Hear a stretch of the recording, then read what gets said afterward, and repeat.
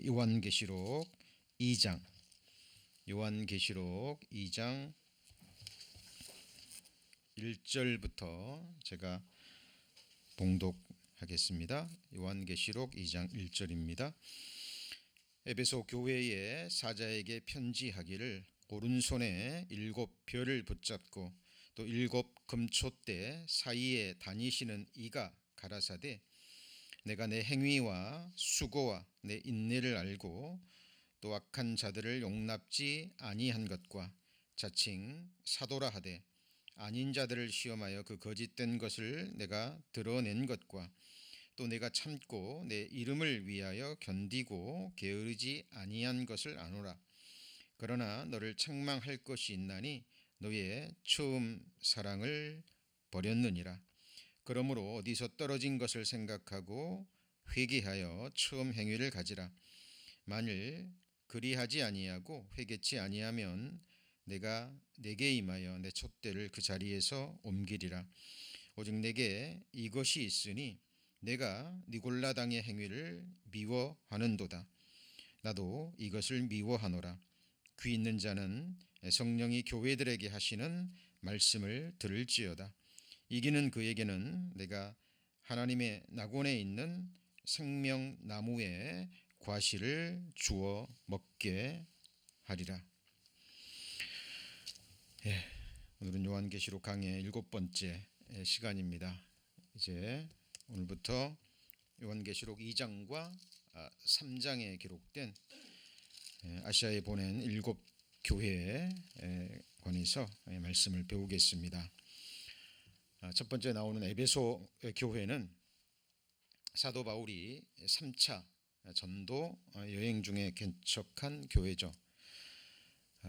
사도 바울이 약 3년 정도, 약 3년 좀 못되게 에베소에 거하면서 또 복음을 전파함으로 교회를 성령의 능력으로 세웠던 교회입니다.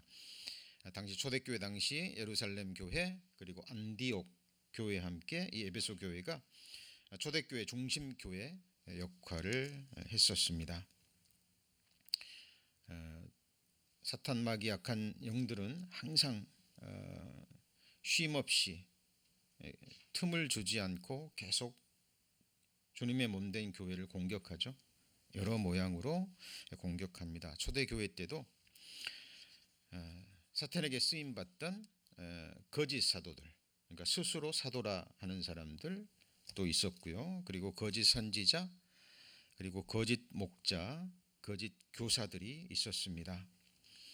특별히 초대교회 때는 그 공격이, 그 역사가 아주 강하게 일어났어요. 그래서 당시 사도들과 함께 교회 일꾼들이 그 여러 이단으로부터 교회를 지키기 위해서 힘을 썼던 교회입니다. 그러다 보니까 가장 중요한 처음 사랑을 잃어버렸다고 책망을 받았던 교회입니다. 그래서 역사적으로 보면 초대교회, 특히 사도시대의 교회를 대표하는 그 교회의 모습이기도 합니다. 하나님께서 징계하실 때도, 교회 안에서 어떤 징계와 치료도 있을 때도 사랑으로, 온유함으로 하라라는 말씀이 있죠. 그런데 초대교회 때는 워낙 그 악한 영들의 역사가 또 강했고 심했기 때문에 정말 강한 모습으로 그들을 대적했던 것 같습니다. 그래서 책망을 받았던 교회입니다. 자, 우리가 지난 시간에 공부했듯이 7 교회에 보낸 편지는 어떤 패턴을 가지고 있었죠. 그래서 여기 소식지에 보시면 약 8가지 형태가 반복되면서 편지가 이루어집니다. 그래서 제일 첫 번째 나오는 게 뭐죠? 수신자죠. 그렇죠? 편지가 누구한테 향한, 누구에게 전해지는 편지냐 하는 거죠. 물론 1차적으로 보면 에베소 교회 성도들이죠. 그러나 2차적으로 보면 모든 시대, 모든 지역의 존재했던 주님이 피로 사신 교회에 보낸 편지입니다. 그리고 궁극적으로는요, 나에게 보내어진 편지라는 거죠. 그죠? 그래서 이 편지를 받으실 때 나와는 관계없는 초대교회에 있었던, 소아시아에 있었던 에베소 교회에 보낸 편지다 이렇게 받아버리면 말씀이 결코 역사하지 않습니다. 그래서 수신자를 분명히 해야 됩니다. 왜 수신자가 가장 먼저 나왔을까요? 이 가장 중요하기 때문에 그래요. 그죠? 그리고 두 번째는 발신자입니다. 발신자의 모습이 교회마다 다 다르다 그랬죠. 그런데 에베소 교회는 어떤 모습으로 나타납니까? 거기 보시면 에베소 교회의 사자에게 편지하길 오른손에 7뼈를 붙잡고 7 금초대 사이에 다니시는 이가 가라사대. 이 금초대는 교회라 그랬죠. 자, 그래서 7별은 하나님의 손에 붙들린 주의 메신저들입니다. 일꾼들입니다. 그죠? 7은 하나님의 완전 숫자입니다. 그래서 자, 궁극적으로 보면 몸된 교회의 지체들이 결국 하나님의 일꾼들이죠. 그죠? 7이라는 것은 에베소 교회에 7명만 일꾼들이 있었다는 게 아니고 하나님이 붙잡고 사용하시는 모든 몸된 교회의 지체들을 가리킵니다. 이제 막 거듭났어도 구원받았어도 주의 일꾼이에요. 그리고 일꾼으로 키워지고 양육되고 세워지는 겁니다. 자, 그래서 우리가 교회 안에서 일꾼들을 바라볼 때, 힘있게 일하는 일꾼들과 우리 자신을 바라볼 때 무엇을 바라봐야 될까요? 누구를 바라봐야 될까요? 일꾼들을 붙잡고 계시는 예수 그리스도를 보셔야 됩니다. 그죠? 여러분 자신을 바라볼 때도 내가 주의 일을 하는 게 아니에요. 그죠? 내가 주님께 붙잡혀서 주님이 하시는 일에 내가 쓰임을 받는 겁니다. 과거에는 이 몸이 죄의 병기로 죄에게 드려졌지만 이제는 이 값으로 사신 바가 됐죠. 그래서 이제는 이 몸을 의의 병기로 하나님께 드린 겁니다. 하나님의 것이니까. 그래서 하나님께서 우리가 드린 우리 자신을 받으시고 붙잡고 주님께서 일하시고 주님께서 선을 행하시는 거예요. 그래서 교회의 주인은 결국 누굴까요? 예수 그리스도입니다. 그렇죠? 예, 그것을 볼 수 있어야 됩니다. 우리 육신의 눈으로 보지 못하고 이 손으로 붙잡을 수 없을 뿐 하나님은 성령의 모습으로 우리 안에 거하시고 교회 가운데 실제로 역사하십니다. 그래서 히브리서 12장 2절에 믿음의 주요 온전케 하시는 이인 누구를 바라봐야 돼요? 예수를 바라보셔야 됩니다. 그렇죠? 저도 사역자로 교회 세워진 목사로 쓰임 받고 있을 뿐이에요. 저는 오직 성령의 능력에 붙잡혀서 예수님의 오른손에 붙잡혀서 예수 그리스도를 손가락으로 가리키는 그 도구에 불과합니다. 그리고 우리 서로 지체가 되는 우리 일꾼들이 되는 형제 자매님들을 바라볼 때도 같은 마음이어야 돼요. 그렇죠? 육신의 눈으로 육신적인 모습을 바라볼 것이 아니라 부족하지만 연약하지만 허물이 많지만 위에서 죽으시고 그리고 예수님께서 온전케 하시고 예수님께서 붙잡고 사용하시는 주님의 사람이라는 것. 그것이 우리 마음속에 선행이 돼야 됩니다. 그렇죠? 그래서 이 사실을 깨달으면 우리 형제자매를 바라볼 때마다 그 앞에 두려움을 느끼게 돼요. 그 사람이 두려운 게 아닙니다. 그 사람을 붙잡고 계시는 그 사람을 그 형제자매를 죽기까지 사랑하신 주님이 보이기 때문에 그래요. 자, 그런 마음으로 우리는 서로 교회의 지체들을 대하셔야 됩니다. 그래서 자, 수신자는 나 자신이고, 그죠? 그리고 내게 편지를 보내신 분은 누구예요? 7 별을 오른손에 붙잡고 교회에 역사하시는 주님이십니다. 그죠? 자, 성경의 교회는 하나밖에 없습니다. 역사적으로 하나밖에 없어요. 온전한 지역교회건, 지역교회를 시대마다 지역마다 주님이 세우신 교회가 있고, 시대적으로는 역사 가운데 교회는 두 개가 있을 수 없어요. 유니버셜 처치라고 얘기하죠. 물론 세상적인 여러 가지 이유로 여러 가지 교단 교파들이 있지만 그건 성경에서 중요하지 않습니다. 중요한 것은 성경이 증거하는 예수 그리스도의 그 십자가의 사랑을 믿고 죄 사함 받고 거듭났느냐 거듭나지 않느냐라는 것이 중요한 겁니다. 어제도 자매 모임에서 말씀을 배웠습니다마는 고린도 교회에 어떤 사람은 바울에게서 말씀을 듣고 구원받았어요. 어떤 사람은 아볼로에게, 어떤 사람은 게바에게 말씀을 듣고 거듭났어요. 그러니까 초대교회에 또 나눠지는 거예요. 나는 바울파다, 나는 게바파다, 나는 아볼로파다, 아니 나는 그리스도파다. 그럼 그리스도파는 온전합니까? 그것도 잘못된 거예요. 우리는 주 안에서 하나입니다. 한 피바다 한 성령을 가지고 한 피바다 한 몸이는 하나된 존재들이에요. 그렇죠? 여러분, 우리가 교회에 대한 말씀을 받을 때 이 사실이 먼저 선행되셔야 됩니다. 그래서 우리가 요한계시록 강해를 배우기 전에 불어 교회가 무엇이며 교회는 무엇과 같은가라는 말씀을 배웠던 이유가 거기에 있습니다. 교회 보내면서 하나님이 막 책망하시고 막 하니까 교회에 대해서 오해할 수 있는데 먼저 잠깐 정리하고 넘어갑니다. 교회는 하나님이 뭐로 사셨어요? 자기 피로 사셨습니다. 예수님 피로 교회당을 사셨나요? 교파를 사셨나요? 예수님은 피로 누구를 사셨어요? 나를 사셨습니다. 내 영혼만 산 게 아니에요. 내 몸까지. 사람은 전인적인 존재입니다. 영과 혼과 몸이 성령의 능력으로 결합이 돼서 온전한 인격체예요. 어떤 것도 제외가 될 수 없습니다. 그래서 교회에 대한 먼저 생각, 교회는 하나님이 자기 피로 사셨습니다. 자기 생명의 값을 주고 사셨어요. 그러면 교회를 바라보는 하나님의 시선, 교회를 바라보는 하나님의 마음이 먼저 느껴져야 됩니다. 책망하시는 것은 이 사랑을 전제로 하시는 거예요. 예, 사랑하니까, 피로 사신 교회니까, 그죠?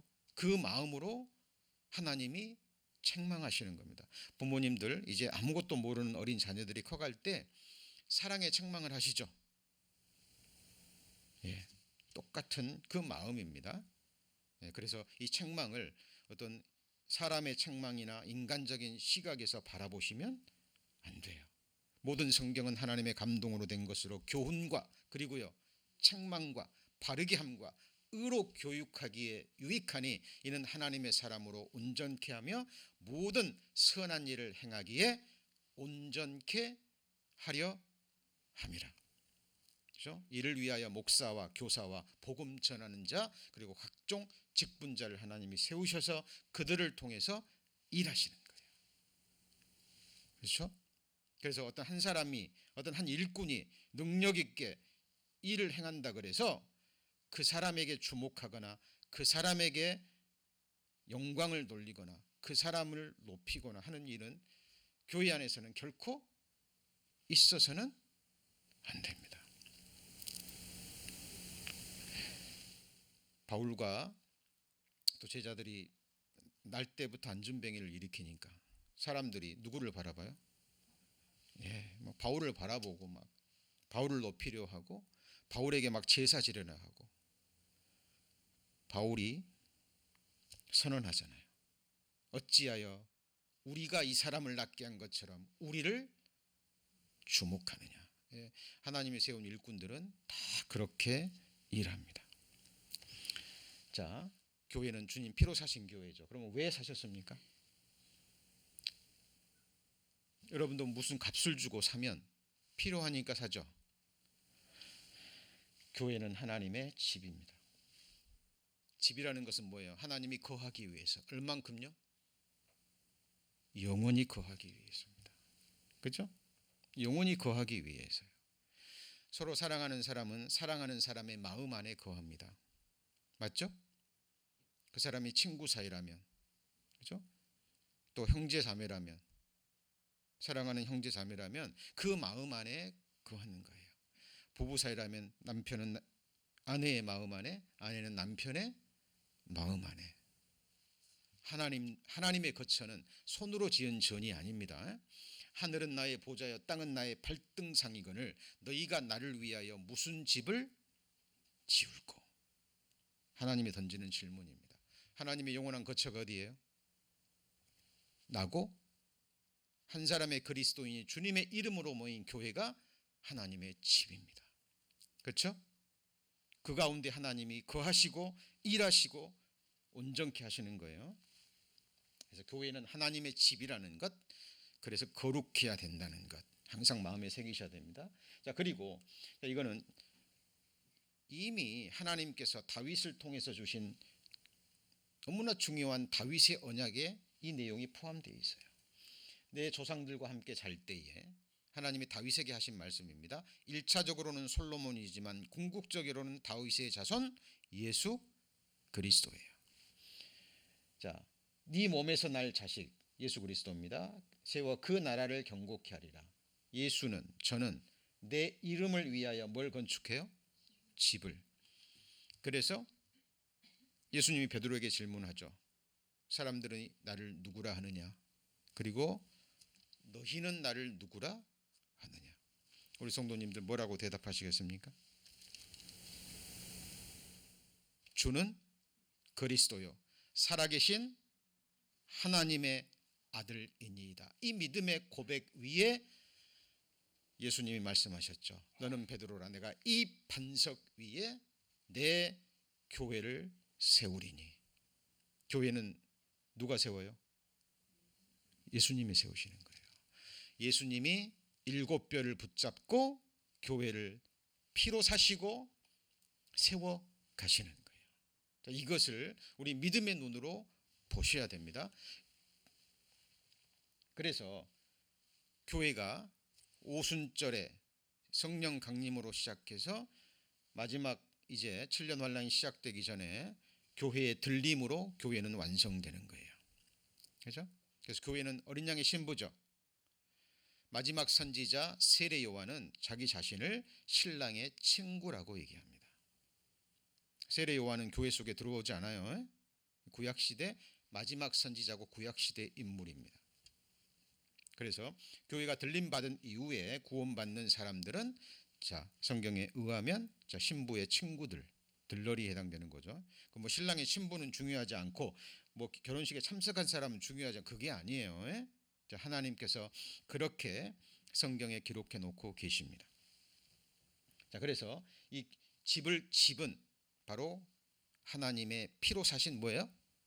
교회입니다. 자, 그리고 자, 이 말씀은 꼭 마음에 새기셔야 됩니다. 우리 성도님들, 가장이 되는 특히 우리 형제님들,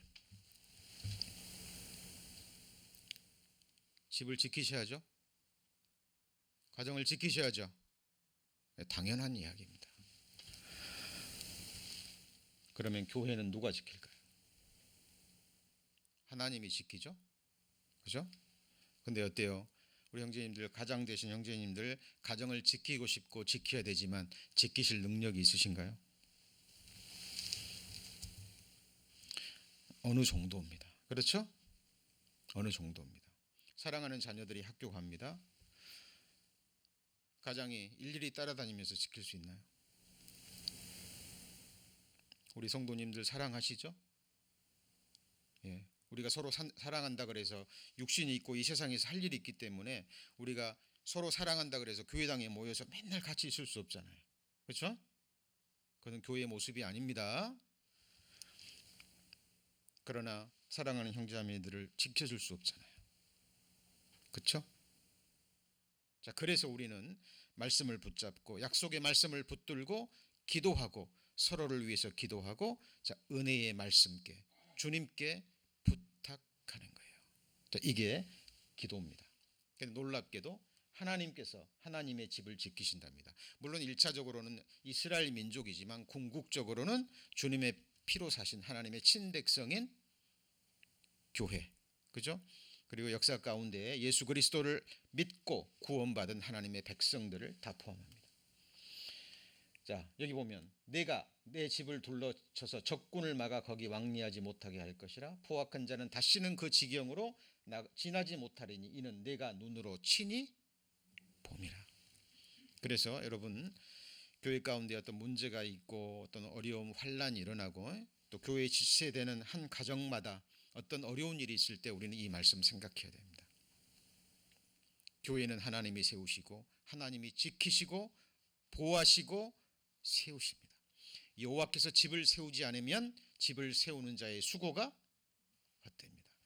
여호와께서 성을 지키지 아니하시면 파수꾼의 경성함이 화사해요.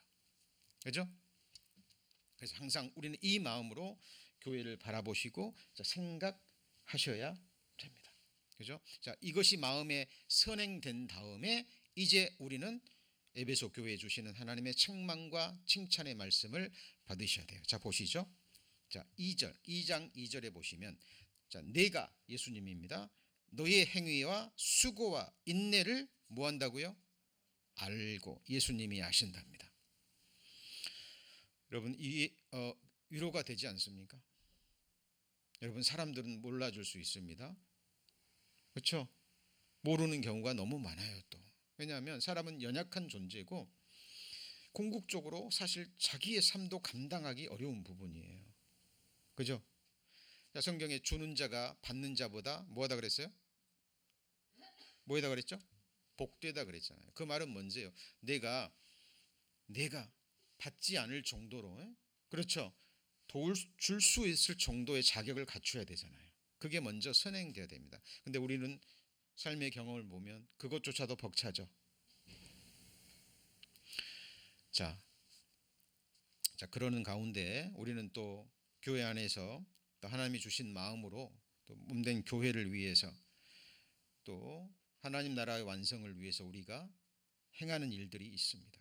드러나는 일도 있지만 드러나지 않는 일들도 훨씬 많아요. 우리 성도님들이 집에서 골방에서 교회를 위해서 형제자매를 위해서 한 기도 누가 알겠어요? 그러나 누가 알죠? 예수님은 다 아십니다. 자, 그리고 또 거기 보시면 악한 자들을 용납지 아니한 것과 자칭 뭐라고 하대요? 사도라 하되 아닌 자들을 시험하여 그 거짓된 것을 네가 뭐 했죠? 드러낸 것과. 이거는 칭찬이에요, 책망이에요?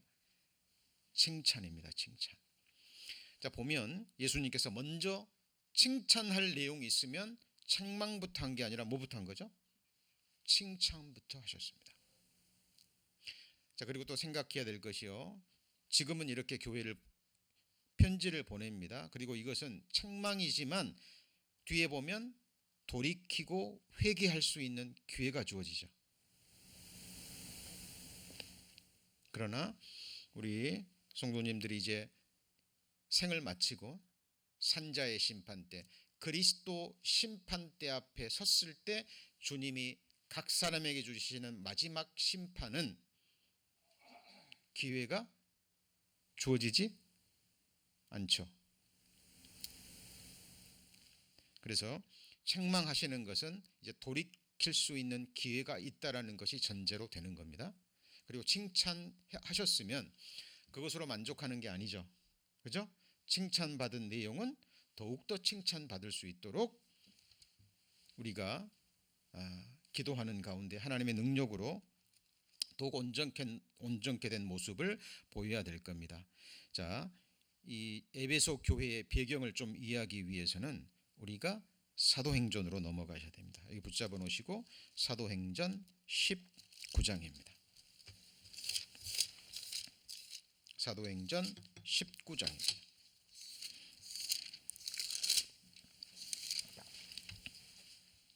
19장 1절 보시면 220페이지 사도행전 19장 1절. 아볼로가 고린도에 있을 때 바울이 윗지방으로 다녀 에베소에 와서 어떤 제자들을 만나 가로되 너희가 믿을 때 성령을 받았느냐? 가로되 아니라 우리는 성령이 있음도 듣지 못하였노라. 바울이 가로되 그러면 너희가 무슨 세례를 받았느냐? 대답하되 요한의 세례로라. 바울이 가로되 요한이 회개의 세례를 베풀며 백성에게 말하되 내 뒤에 오시는 이를 믿으라 하였으니 이는 곧 예수라 하거늘. 자, 에베소에 가서 요한의 세례만 한 거예요. 아직 복음을 듣지 못한 사람들에게 예수 그리스도를 전파합니다. 그들이 듣고 5절 저희가 듣고 주 예수의 이름을 믿고 세례를 받으니, 자, 심내 받은 거죠. 자, 그리고 그들이 거듭나면서 이 사람들이 에베소 교회의 시작이 됩니다. 그죠? 자, 그리고 자, 실절에 보면 이 사람들이 12사람쯤 되니라 그랬죠. 그렇죠? 자, 그리고 8절입니다. 바울이 회당에 들어가, 유대인의 회당이죠, 석 달 동안을 담대히 뭐에 대해서요? 하나님 나라에 대하여 강론하며 권면하되. 자, 바울이 복음을 전하고 하나님 나라에 설파하잖아요. 전파하게 되면 반드시 두 부류로 나누어집니다. 듣고 받아들이고 구원을 받든지 아니면요 대적을 하든지. 자, 조금 전에 읽었을 때 에베소 교회가 악한 자들을 용납지 않았다 그랬죠. 그렇죠? 그럼 여기서 악한 자라는 것은 뭘 의미할까요? 자, 우린 다 죄인이에요. 맞죠? 그렇죠? 근데 성경에서 에베소 교회에서 나오는 악한 자들을 용납지 않았다, 그 말은 여기에 나오는 사람들입니다. 거기 보시면 9절에 보시면 19장 9절 어떤 사람들은 마음이 굳어 순종치 않고, 그리고 뭐라 그랬죠? 무리 앞에서 이 도를 비방합니다. 이 도가 무슨 도예요? 고린도전서 1장에 나오는, 같이 해보시죠. 십자가의 도. 그 도는 로고스입니다. 로고스. 그러니까 십자가에서 드러난 하나님의 사랑, 이루신 하나님의 사역, 하나님의 거룩한 선포. 그죠? 복음의 선포입니다. 그러니까 복음의 도, 십자가의 도를 듣고 안 받아들인 건 좋은데 더 나아가서 뭐 하죠? 비방합니다. 자, 무리 가운데 비방하는 거예요. 그러면 반드시 거기에 동조하는 세력이 있고 연약한 자들은 거기에 또 실족하게 됩니다. 여러분, 한 사람이 하늘을 바라보잖아요. 거리에서. 실제로 실험한 내용입니다. 그런데 아무도 관심을 두지 않아요. 한 사람이 계속 바라보면 대부분의 사람들이 저 이사람 사람이네 그러고 지나쳐 버립니다. 두 사람이 똑같은 곳을 계속 바라보면 가끔씩 쳐다보는 사람이 있어요. 근데 세 사람이 모여서 한 곳을 바라보면요, 잠시 후면 수십 명, 수백 명이 모여버립니다. 어떤 사람들이 당을 이루어서 무리를 지어서 어떤 곳을 바라보거나 어떤 것을 비방하게 되면 힘을 얻게 돼 있어요. 악한 영들이 이것들을 사용합니다. 그래서 예수님 당시에도 그랬고 사도들이 복음을 전했을 때도 자기 죄를 깨닫고 그 사랑을 깨닫고 12사람은 구원받고 교회의 기둥이 되잖아요. 그런데 어떤 사람들은 동일한 장소에서 동일한 주님의 사도들로부터 동일한 복음을 들었는데 어떤 사람들은 듣고 받아들이지 않을 뿐 아니라 또 뭐하죠? 비방하고 대적합니다. 이것이 성경에서 말하는 성령 회방죄에 해당이 되는 거예요. 하나님이 하시는 일, 복음을 전해서 구원받게 하고 하나님의 나라를 완성하는 일에 대적하는 거죠. 이 도를 비방하거늘. 그럼 바울이 이 사람들과 싸웠느냐? 막 그들을 가리켜 논쟁하고 토론하고 그러지 않았습니다. 여러분, 마음에서 딱 마음이 정해지잖아요. 그러면 어떤 말도 들어갈까요, 안 들어갈까요? 네? 안 들어갑니다. 그래서 예수님도 변론하지 말라고 얘기합니다. 그래서 사도 바울이 할 수 있는 일은 이거 한 가지였어요. 9절 어떤 사람들은 마음이 굳어 순정치 않고 무리 앞에서 이 도를 비방하거늘 바울이 그들을 뭐 했죠? 떠날 수밖에 없습니다. 여러분. 자, 제자들을 따로 세웁니다. 믿는 자들을 따로 세우고 무슨 소원이요? 두란노 소원에서 날마다 강론하여. 원래 이 두란노는 그 투란누스라는 철학자입니다. 철학자이고 수학자였다 그래요. 그래서 이 두란노 소원은 그 에베소에 있는 어떤 철학 강연소예요. 그죠?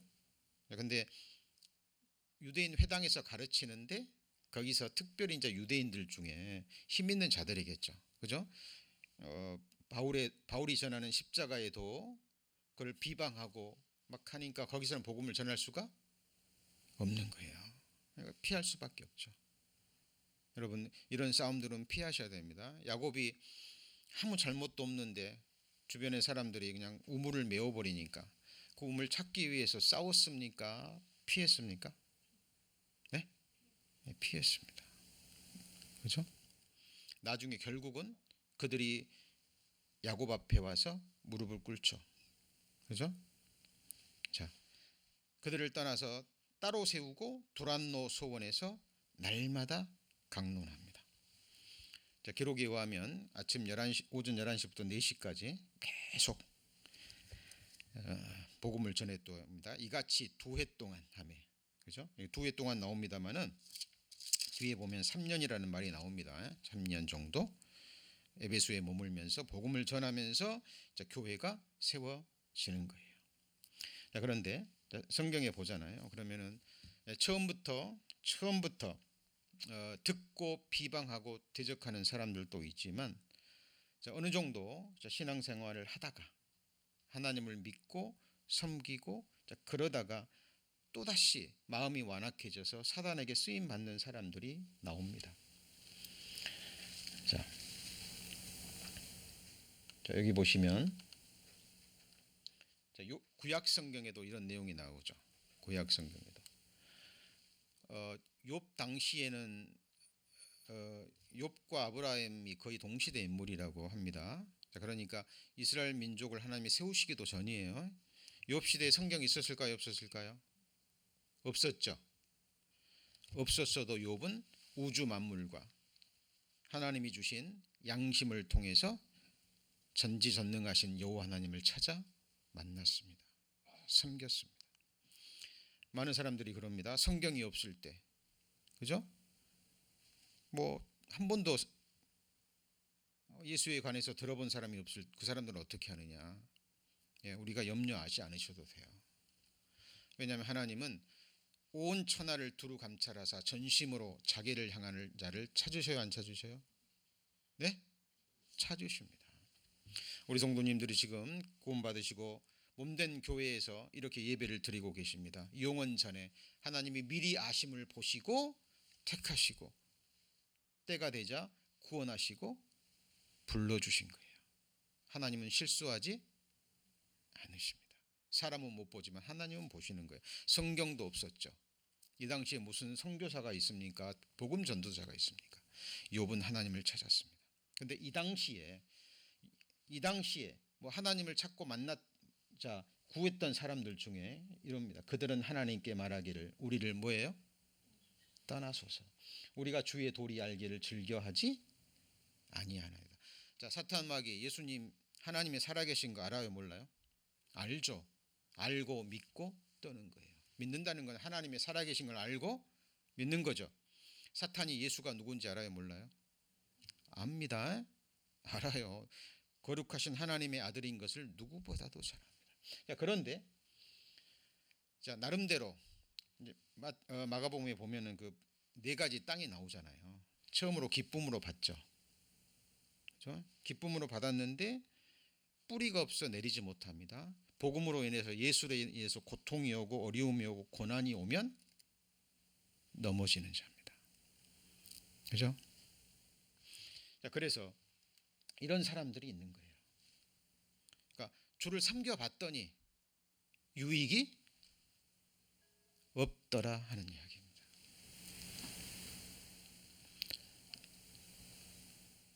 함께하다가 떠난 자들. 그런 사람들이 복음 서신서에도 나오고 그러잖아요. 그죠? 세상을 사랑하여 바울을 버리고 그죠? 떠난 이름도 나오고. 대마죠. 여기 보시면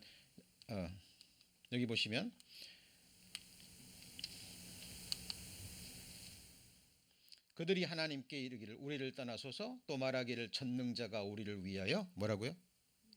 무엇을 하실 수 있어요? 왜 이런 말이 나올까요? 섬겨보고 기도해 봤는데 응답되지 않더라 하는 이야기입니다.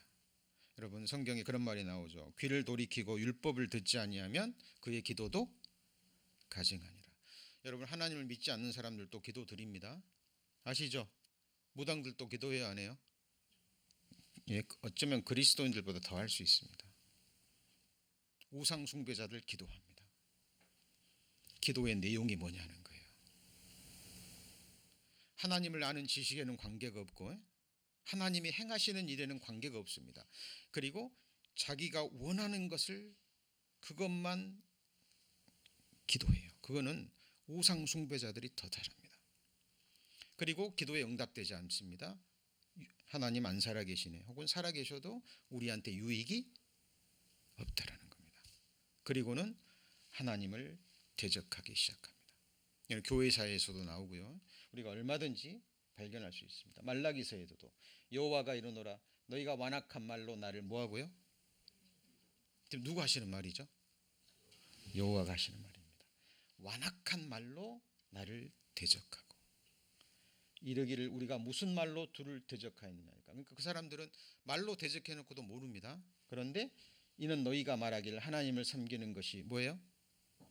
헛되니 만군의 여호와 앞에 그 명령을 지키며 슬프게 행하는 것이 무엇이 유익하리요. 그 다음에 보면 교만한 자가 잘되고 악을 행하는 자가 장성하니라. 그러니까 하나님 섬겨봤더니 아무 유익이 없고 이렇게 보니까 하나님 섬기지 않는 사람들이 창성하고 형통하고 잘 되는 거예요. 자, 여기서 우리는 한 발짝 더 나아가서 그죠? 그 단계를 뛰어넘으면 이제 하나님을 알 수 있는 자, 그 믿음이 성숙한 단계에 정말 하나님이 기뻐하시는 믿음으로 나아갈 수 있는데 자, 여기서 넘어진 자들입니다. 자, 초대교회도 그랬고 교회사를 통해서 항상 이런 사람들이 있는 거예요. 자, 지금 제가 무엇을 얘기하는 겁니까? 에베소 교회에서 예수님이 에베소 교회 성도들을 칭찬했는데 칭찬한 내용 중에 하나가 뭐예요? 악한 자들을 뭐하지 않았어요? 용납지 아니한 것과. 그죠? 자, 이런 사람들이 있는 반면 또 그 다음에 자, 아까 그랬죠. 거짓 자칭 뭐라고요? 사도라는 사람들이 있었잖아요.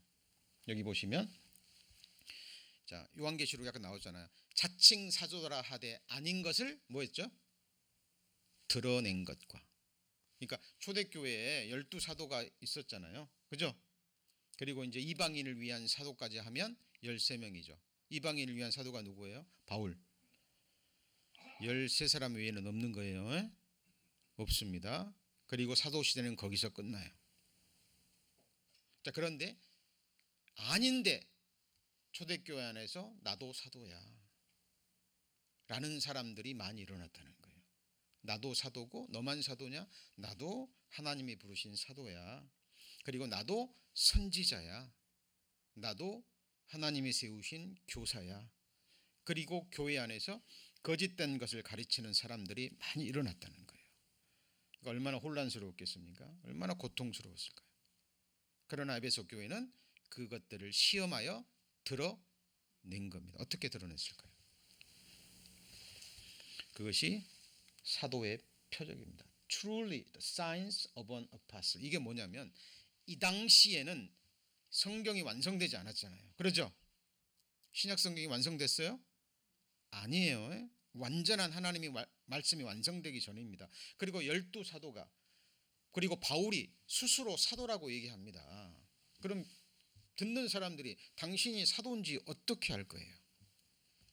12사도만 있는 게 아니라 다들 많은 사람들이 나도 사도다 나도 사도다 그리고 하나님의 말씀을 전하는데 듣는 사람들이 누가 사도냐 그 말이에요. 어떻게 분별하죠? 어떻게 분별합니까? 그래서 하나님께서 이 사도의 표를 준 거예요. 이게 truly the signs of an apostle. 사람들로 믿게 하기 위해서. 그래서 자칭 사도로 하면 이 사도의 표를 다 충족시켜야 됩니다. 이게 킹제임스 음정역에는 진실로 내가 너희 가운데서 모든 인내와 표적과 나오죠. 이적과 능한 행위로서 사도의 뭐라고요? 표적이 아니라 뭐예요? 표적들입니다. 표적들. 이 당시 초대교회 사도들은 이 표적들이 나타나야 돼요. 다 나타나야 됩니다.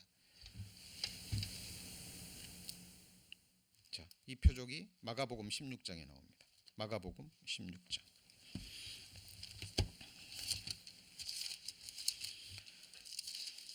자, 마가복음 16장입니다. 여러분 지금도 마지막 시대가 되니까요. 지금도 스스로 사도라고 말하는 사람들이 있죠. 신사도 운동 들어보셨어요? 이렇게 말씀을 전하다가 그럽니다. 신사도 운동 그에서 주장하는 게 뭐냐면 지금도 예언자가 존재한다는 거예요. 뭐가 존재해요? 예언자. 그리고 지금도 직통 계시가 존재한다는 겁니다. 무슨 계시요? 직통 계시. 그래서 이렇게 말씀을 전하다가 지금 하나님이 제게 말씀하고 계십니다. 하나님께서 누구누구 형제를 지금부터 귀하게 사용하시겠다고 말씀하십니다.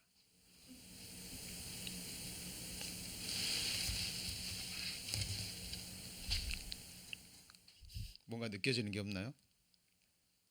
직통 계십니다. 하나님이 세우신 사도예요. 그러니까 그 입에서 나가는 말은 누구 말씀이에요? 하나님 말씀이 되는 거예요. 교회 안에 절대적인 카리스마를 갖게 됩니다. 그 말에 불순종하면 하나님의 말씀에 뭐 하는 거예요? 불순종하는 거예요.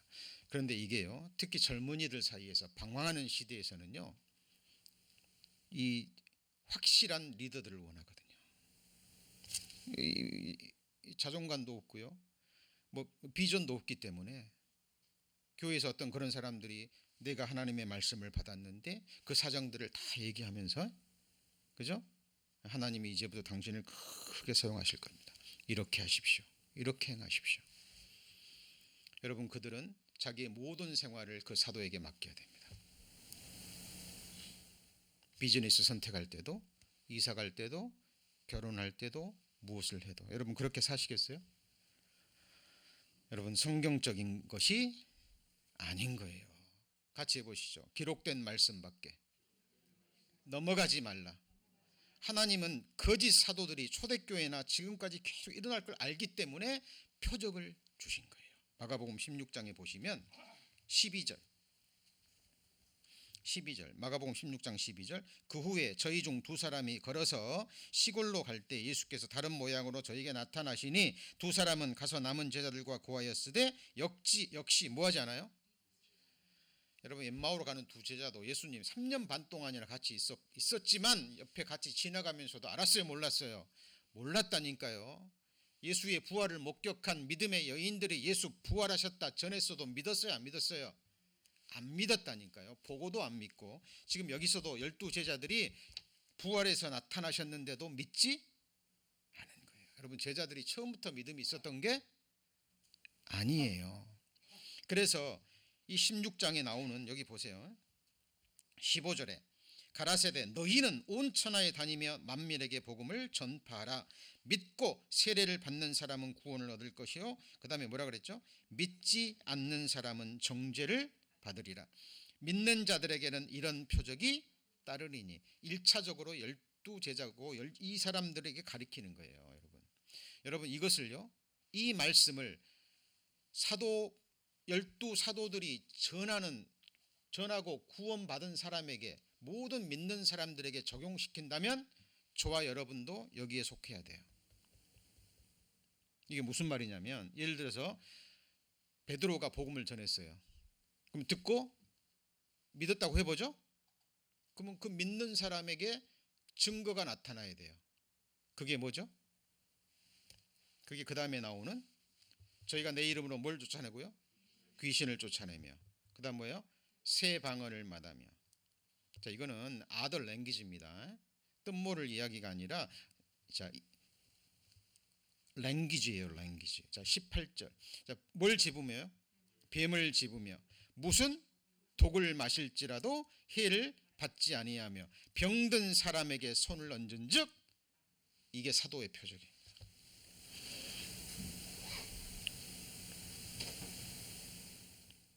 사람들 앞에 이걸 드러내야 된다니까요. 자, 계시록에 나왔잖아요. 자칭 사도라 해요. 그럼 에베소 성도들이 당신 사도 맞아요? 그러면 표적들을 보여주세요.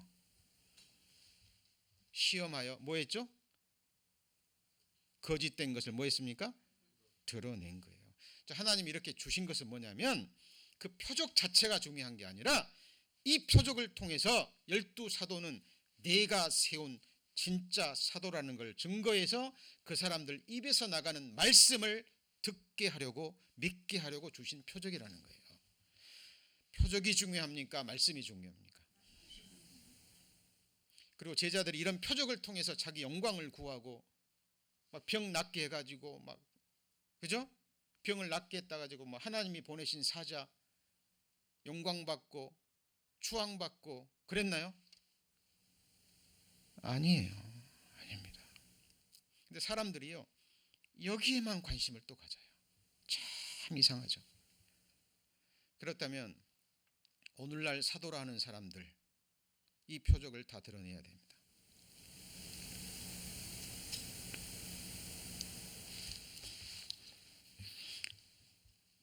자기가 사도라는 걸 증거해서 독 마실 사람이 있어요, 없어요? 네? 네. 자, 어떻게 시험했는지 모르지만 이 내용 중에 몇 가지가 되겠죠. 그렇죠? 그렇죠? 에베소 교회 성도들은 지혜로운 거예요. 하나님의 말씀은 근거로 드러낸 겁니다. 그리고 사도 시대는 초대교회 사도 요한의 죽음으로 끝난 겁니다. 지금 하나님이 교회에 주신 것은 복음 전도자와 교사와 목사와 그리고 하나님이 세우신 교회를 세우시기 위해서 주신 직분자들입니다. 그렇죠? 직분자의 이름이 중요한 게 아니라 또 직분 없는 사람은 그럼 직분이 없습니까? 아니에요. 여러분 천국 가면 천국 가서도 제가 목사입니까? 아니에요. 한 형제고 한 하나님 나라의 백성입니다. 그렇죠?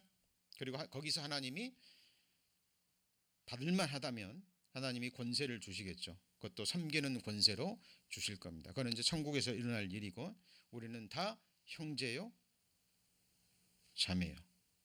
그렇죠? 우리 영적 신분 중에 가장 중요한 겁니다. 자, 그래서 이런 이 사도의 이것들이 드러난 거예요. 예를 볼까요? 예를 보겠습니다. 사도행전 27장입니다. 사도행전 27장.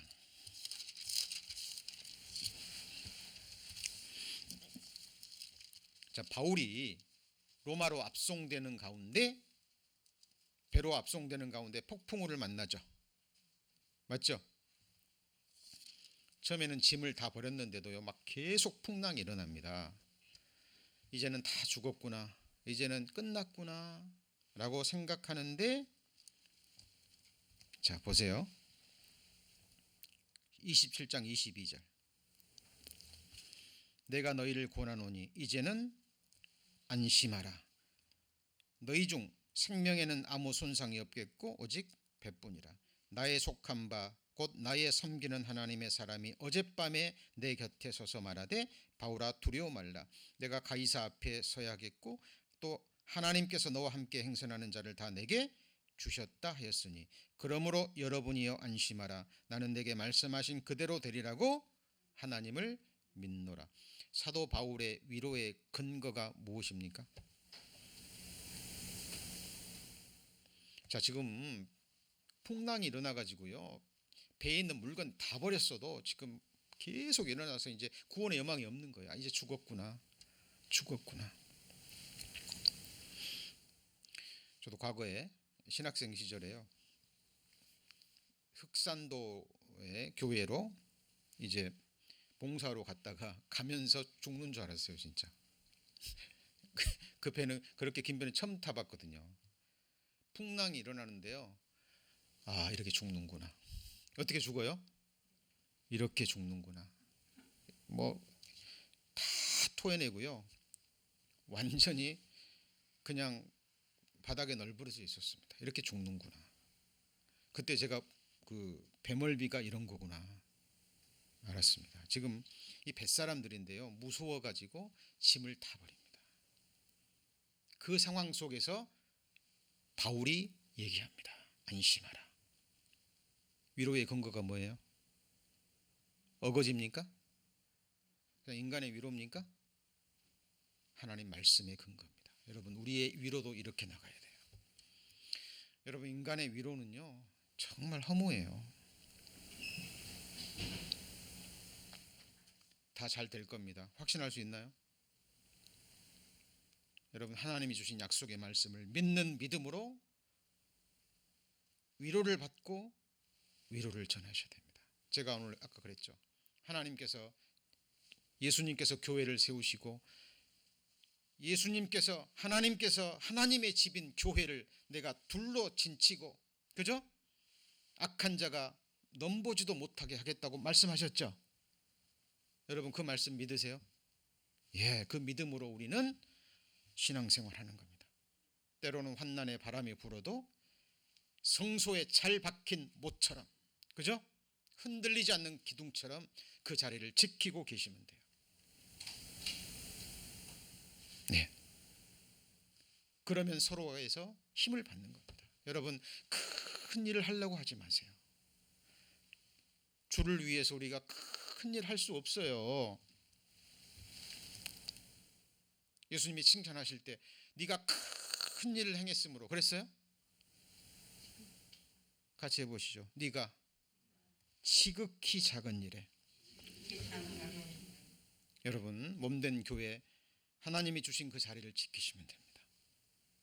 특별히 주일 예배 드리는 이 자리, 하나님은 그 하나님 앞에 나오는 그 마음의 중심, 이곳을 향하는 발걸음 셋입니다. 예. 형제자매를 위해서 말씀을 근거로 붙잡고 기도하고 하나님의 약속의 말씀을 근거로 사도 바울처럼 안심하십시오. 하나님이 우리를 지키신다고 말씀하셨습니다. 자, 이런 위로의 말을 통해서 우리가 서로를 세울 때 하나님이 우리 가운데서 실제로 역사하십니다. 자, 결국 이 말씀대로 배는 완전히 깨져버렸지만 이 안에 있는 사람은 한 사람도 죽지 않고 다 구원을 받습니다. 섬에 도착했어요. 거기 원주민들과 함께합니다. 사도 바울이 그 원주민들한테 복음 전할까요, 안 전할까요? 네, 바울입니다. 바울이에요. 바울. 안 전하겠습니까? 근데 그가 정말 하나님의 사람인지 그 있는 원주민들이, 여기 있는 토인이라고 나옵니다. 원주민들이 어떻게 알아요? 원주민들이요, 야, 그 풍랑 중에서 살아왔어요. 야, 놀랍니다. 28장 보세요. 28장 1절. 우리가 구원을 얻은 후에 안즉 그 섬은 멜리데라. 토인들이 우리에게 특별한 동정을 하여 비가 오고 날이 참에 불을 피워 우리를 다 뭐했죠? 영접한 이유가 뭘까요? 그 험난한 풍랑 속에서 살아온 게 놀란 거예요. 야, 특별한 사람들이구나. 자, 그리고 3절. 바울이 한 문나무를 가두어 불에 넣으니 뜨거움을 인하여 뭐가 나와요? 독사가 나와 그 손을 물고 있는지라.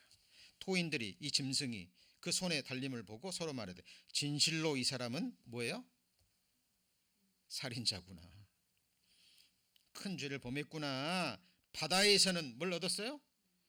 구원을 얻었는데 공의가, 신의 공의가, 하나님의 공의가 살지 못하게 하는구나. 여러분, 왜 이런 말이 성경에 기록되어 있을까요? 그죠? 우리에게 뭐 아무 유익도 되지 않는 것 같은, 이게 뭡니까? 사도의 표적이에요. 독사 물리면 바로 죽는 독사예요. 그러니까 사람들이 보고, 야, 이 사람 큰 죄 범했구나. 이 살인자구나. 바다에서는 구원을 받았는데 도착하니까 독사에 물려 결국 죽는구나. 하나님의 공이구나 했는데 사도 바울이 놀라지도 않고 독사에게 물렸는데 툭툭툭 떨어버렸는데 죽었어요, 안 죽었어요? 아무 일도 안 하는 거예요. 자, 보세요. 6절. 그가 붙든지 혹 갑자기 엎드려서 죽을 줄로 저희가 기다렸습니다. 기다렸는데 얼만큼 기다렸어요? 여러분 이런 것을 성경에 주목하셔야 돼요. 이런 걸. 원주민들이지만 지혜가 있는 거예요. 그러죠? 이 사람이 진짜 하나님이 보내신 사람인가? 오래 기다렸는데 그에게 아무 일도 이상이 없음을 보고 마음을 돌렸죠. 돌려 생각하고 말하되 누구라고요? 신이라. 자, 그 다음에 일어났던 일들을 여기는 성경은 나오지 않아요. 근데 그 다음에 일어났던 일들을 우리는 충분히 추측할 수 있습니다. 신이라 그랬으면 이 사람 어떻게 했을까요? 또 섬기려고 그랬겠죠. 신이잖아요. 사람이 독사에 물렸는데 안 죽고 멀쩡하다니까요. 특히 원주민들이 야 신이구나, 하나님이 보낸 신이구나 섬기려고 하고 막 추앙하려고 할 때 바울은 뭐라 그랬을까요? 복음을 전했겠죠. 사도의 표적입니다. 그리고 요한계시록을 기록한 사도 요한을 끝으로 사도 시대는 끝납니다. 그죠? 여러분 지금 이 시대에 사도 있어요, 없어요? 성경 속에 완전한 예언이 나옵니다. 지금 하나님의 예언의 말씀을 근거로 이런 일이 있을 겁니다. 하나님이 이렇게 행하신다고 말씀하셨습니다. 우리는 하나님의 말씀이 이러하시다라고 전할 수 있을 뿐이지 무슨 직통 계시를 받아가지고 말씀에 기록되지 않는 걸 가지고 그죠? 내년에 한국 전쟁이 있고 구체적인 날짜와 언급하면서 그런 예언들은 성경과 맞아요, 안 맞아요? 여러분 그런 것에 여러분의 귀를 더럽히면 안 돼요. 그죠? 분별하셔야 됩니다. 여러분 음식도 정결하고 깨끗한 음식 드셔야죠. 맞죠? 분별하셔야 되잖아요. 입이 맛을 분별한갑지 귀가 말을 뭐 해야 돼요? 분별하느니라. 눈으로 보고, 그죠? 냄새 맡고 마지막으로 혀로 맛을 보고. 눈으로 볼 때도 괜찮아요. 냄새 맡았을 때도 아무 이상이 없어요. 입에 딱 넣는 순간 상했어요. 뭐가 해야 돼요? 막아야 돼요? 뱉어내야 되는 겁니다. 여러분 분별하셔야 돼요. 지금 이 신사도 운동이요, 특히 젊은이들 사이에서 그죠? 열광하는 거예요. 확신 없다가 성경은 모르죠. 제대로 안 배우죠. 스스로 사도라는 사람이 불러서 감정적인 부분을 그 부분을 건드리면서 내가 지금 하나님께 말씀을 받았는데 사정을 얘기하면서 하나님께서 이렇게 행하실 겁니다. 이렇게 하세요. 열광하는 거예요. 하나님이 나를 부르셨구나. 하나님이 나를 세우셨구나. 거짓 것에 붙잡혀 허탄한 일에 인생을 낭비하는 겁니다. 여러분 성경에 보면 그리스도인들은 지극히 정상적인 삶을 삽니다. 에녹이 300년 동안 동행했어요. 뭐 하다가요?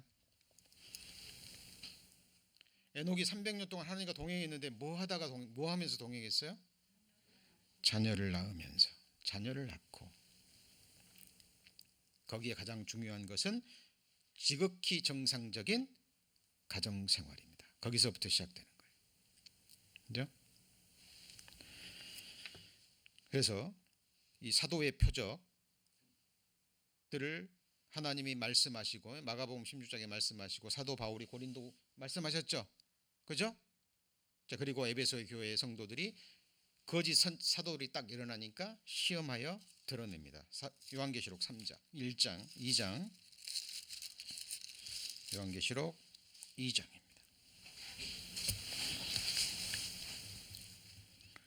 자, 내가 2장 2절 내가 네 행위와 수고와 인내를 알고 또 악한 자들을 뭐 한 거요?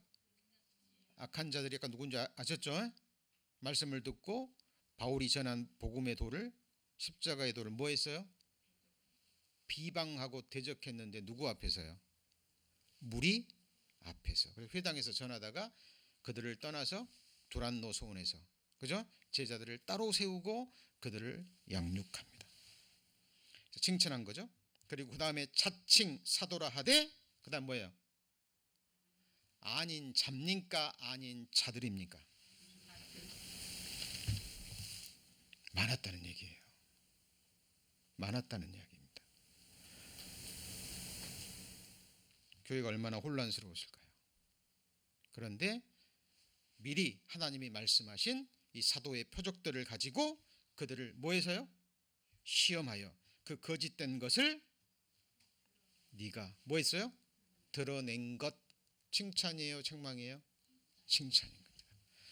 자, 그들은 그 뭘 근거로 했죠?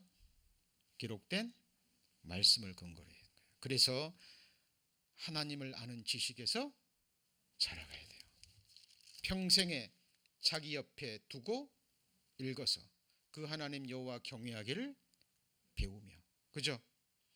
하나님이 가장 먼저 원하시는 것은 여호와를 아는 지식입니다. 내 백성이 진실도 없고 인애도 없고, 같이 해보시죠. 하나님을 아는 지식도 없고 내 백성이 지식이 없어서 망하는도다.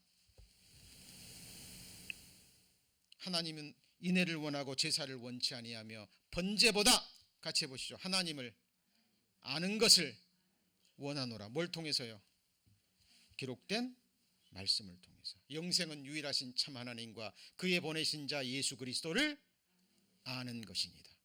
우리가 이렇게 함께 모여서 함께 예배드리고 하는 그 중심이 무엇입니까? 딱 하나입니다. 외적인 모양 아무런 상관이 없어요. 직업이 무엇이건 뭐, 그렇죠?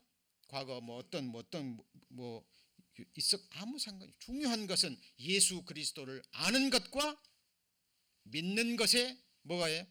하나가 되는 겁니다. 한 성령을 마시고. 여러분, 그게 가장 중요한 겁니다. 자, 이제 요한계시록 에베소 교회, 오늘 몇 절까지 배우셨죠? 2장 2절까지 배웠죠? 그렇죠? 2절까지 배웠습니다. 자, 다음 주에 이어서 계속 공부할 겁니다. 제가 말씀드리지만 진도에 연연하시면 안 돼요. 그죠? 중요한 부분들은 자세히 배우고 그리고 성경을 아우러서 공부해야 됩니다. 여러분, 에베소 교회 공부할 때 사도행전 19장과 고린도서 12장, 그죠? 이 말씀이 반드시 언급이 돼야 돼요. 성경은 성경으로서 풀어가는 겁니다. 그렇죠? 예, 그것이 우리가 성경을 바르게 배우는 길입니다. 또 몇 주 후에 또 올라가고 제가 아침에 띄워드리면 다시 한번 들으시면서 묵상하시고 마음에 새기시기를 바랍니다. 예, 기도하시겠습니다. 하나님,